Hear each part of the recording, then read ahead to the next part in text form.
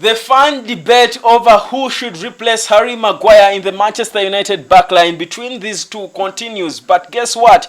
In the eyes of Erik ten Hag, it seems that Benjamin Pavard is taking a cruising lead. It is Benjamin Pavard 1, Jean-Claire Todibo 0. I'll tell you why. But guys, I've got an update as well about the return of Mason Greenwood to Manchester United. Consultations have been made, the investigations are done, but what is the Glazers' verdict? I have an update for you on that. But also on this Throwback Saturday, I'll take you back a trip down memory lane to 20 years ago, the 12th of August 2003, and it is on this day that Cristiano Ronaldo officially became a Manchester United player, signing from Sporting Lisbon. Welcome to the Hot Spot. My name is Webb, as we do count down to the start of the English Premier League. Yes, I would call it that because United's first game is always the start of the English Premier League. Anyway, I'm kidding. Well, welcome aboard. Football is back, and I'm glad to be back as well. Fresh, alive, and kicking to talk Manchester United. Now, guys, the fan debate has always been between these two. After the departure of Harry Maguire, we've always been asking who is coming in to replace him. We prayed for this, but guess what? As it is, it seems Erik ten Hag, the boss, has zeroed down on Benjamin Pavard if the advanced talks are anything to go by. Now, this has been confirmed by Fabrizio Romano, and this is the tweet just about less than an hour ago. That's a tweet that came through from Fabrizio Romano concerning the situation to do with Benjamin Pavard. And here we go. Understand Manchester United have contacted Bayern for Benjamin Pavard deal. There is still no green light from Bayern, but Pavard's intention is clear. He wants to leave and try a new chapter. Pavard won't sign new deal at Bayern, and current one expires in June 2024. That is less than a year. Ladies and gentlemen, is this the man United has been waiting for to come in and sort all the right back and central defensive problems that United has had for quite some time? Well, what is your opinion? Now, this is where, and I've been telling you this, I told you this yesterday, I think, and the day before, that Pavard did emerge now as a front runner to come through and take that Harry Maguire position after Maguire's confirmed departure, and he will be, of course, joining West Ham United. Of course, pending a few things that have to be sorted. I've told you that before, that United have got to pay him if they are going to force him out. But here we are. Pavard, 27-year-old World Cup winner, seems to be taking the lead. Of course, always, and I've had people showing reservations about Pavard, and of course him being about 4 years older than Jean-Claire Todibo, but also being more of a right back than a centre back. But guys, look, the fact is Pavard can also play as a centre back. He can play as a midfielder as well, by the way. But mostly, of course, he plays as a right back, and that's why we know him. And for me, I wouldn't really sit back and frown about United going for Pavard. I mean, his profile speaks for itself. I don't think there should be debates about his abilities. Of course, people will come here and tell you how the Premier League might reject him. It could also reject Todibo. We know that Todibo is younger, he's taller, he's more physical probably. But 4 years is not a huge difference for me. And I think at 27, that's the prime of a footballer, a midfield footballer. So for me, I don't think really, there is so much for me to frown about. I think, yes, whereas I like Todibo, I would rather perhaps spend, if I'm to get them for the same amount of money, I would rather spend on a more proven player. I think Pavard would give us that. He's a World Cup winner. He's bringing the mentality of a winner, a competitor, a champion. He's hungry to come in there and challenge himself in the Premier League. And the fact that you've got Rafael Varane in that team, you don't know what chemistry the two have because they won the World Cup together. There's lots of reasons for me that would favor Pavard over Jean-Claire Todibo, to be honest. Because if Todibo was indeed the hottest centre-back in the world, or one of the hottest centre-backs in the world, several clubs would have been fighting for his signature. It doesn't seem so. Not so many clubs are hinting about trying to sign him out of niche. And not to say that he's not good. He's proper, promising. He's not a world-class player yet. He's a decent player. But for me, the fact that Erik ten Hag has chosen to first, inquire about Pavard and the possible amount United can get him for, it shows you that perhaps even Ten Hag sees it that he can give us something more than Todibo can, because in the United team, and I was listening to Bruno Fernandes in an interview earlier talking about one of the things he loves about his new role as captain of Manchester United is the fact that he has got so many leaders around him. And you think, and I've been saying that several times here, that leadership is something that has been lacking in Manchester United for the longest time. Players who know what it means, who know how to demand for high standards, played at the highest level, and that's the mentality you want at Manchester United. And I feel like Pavard will certainly bring in that, come in there and fit into it, but also raise the standards of the rest of the players, around him. So for me, I have no doubt in terms of 360 and what Pavard gives us over Todibo. Any day, I would really go for Benjamin Pavard without a doubt. So that's where we are. United have advanced. They're asking about his price. Of course, Bayern is yet to give them the green light. Of course, how this works, if Bayern give us the green light to proceed, we'll first have now to talk to the player and try to interest him, agree personal terms, and obviously what we know is that Pavard is excited about the possibility of playing in the Premier League. He wants to challenge himself in the biggest and most competitive league in the world. At 27, he has won the World Cup. So for him, it's a good challenge, but also United looks like a team that could take him to the next level, perhaps give him a Champions League medal and stuff like that. So for me, I have no doubt and reservations about Pavard and what he would add to Manchester United. We can go. He's not injury prone. He's a decent player. He's good at shooting from yards, and that is something we've been lacking a bit. That kind of dimension of a player who will go from 25 yards or 20 and send a bullet, and perhaps try to cause, maybe try to create a rebounding situation for our forwards. So for me, all the way looking at it 360, for me, Benjamin Pavard, I wouldn't be frowning. I would be happy if he came in, and I'm sure we can actually get him on a cheap. And but there is also a possibility that Manchester United could actually sign both of them, Benjamin Pavard and Jean-Claire Todibo. Yes, there is a huge possibility that that could happen, because as it looks now, United seems to be bringing in some bit of money. It seems we are in a position where we are selling players, and it looks like more will go. Anthony Martial is linked out of the club. We've got to sell Donny van de Beek without a doubt. He will leave. Of course, I've sold Fred already. Harry Maguire is gone. Scott McTominay is gone. So you think about all the money United could collect, and it's possible that we could get these two. And probably for me, that would be a long-term solution to our back defensive problems. You know that then Todibo would come in as a proper backup for any of the centre-backs, and Pavard comes in as our first choice right-back. And perhaps in the future, let go of one Bissaka or whoever, or Diogo Dalot, or whoever, if there are supplies to requirements. So for me, I think it looks like we're in a good place. It's a good headache United is having, but one that I think is reassuring of what's happening behind the scenes, and that's progress for me. But guys, away from, of course, that, talking about the return of Mason Greenwood, there is news for you, of course, concerning that, because there has been something that has leaked, and it was from an esport company that is the official Manchester United e-football partner, and it's called eFootball, and they have included, they leaked their squad for this season, and it included Mason Greenwood. And remember, what we know is that in the past couple of months, the 6 months that United has been, going on about their investigations into the Mason Greenwood issues, they have been making inquiries with of course, all stakeholders, from sponsors to players to the women team to the supporters groups and all, about the possible return of Mason Greenwood. Of course, because his issues are quite sensitive. And it seems, and like I told you before, all the sponsors seem to be okay with the return of this young player, because they know, of course, how much most of the Manchester United fans do love him. And whereas it's a sensitive issue, I think the Glazers seem to have made up their mind. And whereas they are yet to announce, because of what is seeming like a possible backlash that is looming from a certain section of supporters, it seems they do probably have the green light from most of the stakeholders, the internal the closer external stakeholders, if I would call it that, and those are the sponsors and partners of the club.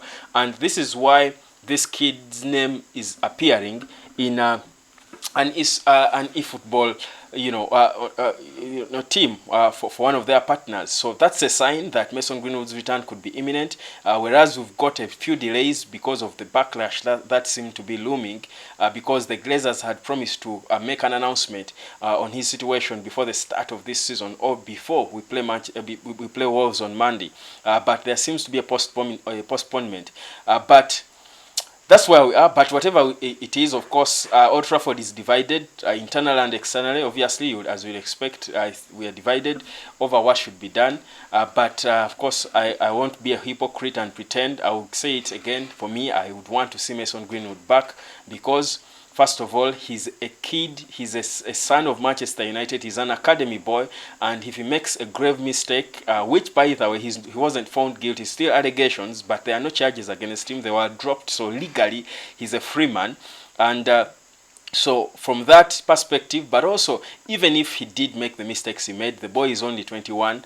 And yes, he's growing. He's, perhaps he had issues. But as a parent, you should be the first to protect your child. So for me, I think Mason Greenwood should be protected by the club first before anyone. And it is at this point in time that they should show us that they take care of our academy kids, because Greenwood is an academy boy. If he were a player we signed from another club, I would say maybe this player came with bad habits. But this is a player I would say we groomed as a club. And if he misbehaved, and you feel he did, discipline him. Give him a second chance. The girlfriend, who is a soon-to-be wife, the mother to his first child, the parents of the girlfriend, all forgave him. Who are we as United not to? I think then that, for me, doesn't look right. So that's, anyway, my 2 cents about Mason Greenwood. And of course, it's never about my opinion or any of us. It's obviously all down to the Glazers and the people at the helm of the club. But as we see, the signs continue to point in one direction, that a return for Greenwood should be imminent. His contract, remember, runs out in 2025. But even if he's not to return, I feel like he's been kept so long in prison. He last kicked a ball in January 2022. That's so long a time, and he was, blazing hot. He was on fire. He was firing from all corners. I feel like we've got to let him back on the pitch, release him from this prison, from this exile, because then that's the right thing for him and his family, because you're fettering his career, whereas he's earning, but he's only 21 player. It can't be just about the money. He's only 21. He has got a future career to build. If he's not going to be at United, unfortunately, then just release him, and there are clubs out there who will be excited to come and collect him and perhaps give him a new lease of life. So for me, that's my honest 2 cents about the Mason Greenwood situation, and I won't go back and forth about it, but at least there are signs showing that there are people in high places who want him back, and these include partners of the Manchester United Football Club. Now, guys, again, I told you, and this is just as a throwback. This is just a throwback Saturday, and I'm taking you on a trip down memory lane to that moment in 2003. I was in my, I think I was in my lower secondary, probably. Lower secondary, I think I was in senior 4 thereabout. And that's the year Cristiano Ronaldo was unveiled officially. And it was on this day, 20 years ago, 12th of August, 2003. He joins for just under 13 million pounds from Sporting Lisbon. Manchester United signed a treasure of a player who would go on to perhaps arguably become Man United's best footballer in history. And you can debate that if you like, but I think the stats will say it. But also those who watched him in real time playing for United will know what we're talking about. So that's Manchester United. I do wonder, and if you read the story of how and even listen to Sir Alex Ferguson and how he signed Cristiano Ronaldo, but also how United just snatched him from the hands of Arsene Wenger, because Arsene Wenger, regretted in some video I was watching, he was saying if he was a fraction earlier, he could have signed Cristiano Ronaldo, because they were actually in the lead, but they were a little slow. You know how Stan Kroenke and his Arsenal were back then, in terms of making decisions on spending money. But Sir Alex Ferguson, I think United played a game with Sporting, and the Man United players themselves demanded Sir Alex Ferguson to sign him. He was such a wonder player, and he didn't disappoint. And that's where we are. So he's a legend of the club, of course, never mind how it all ended for him later after his return. But he remains a legend of the club. But also, he was vindicated, even if it was not a ceremonial departure in Ronaldo too. He was vindicated by what we saw later, what had become of Manchester United in terms of the rot within the club, which he did, spill to us after, falling out with the club. So for me, nothing personal against him because he was only saying facts. And of course, it takes a player with such a profile, such a legend, to have the confidence to come out and say such stuff. I mean, it's not any player. I don't imagine Harry Maguire coming out and talking about Manchester United's facilities and poor gym after leaving.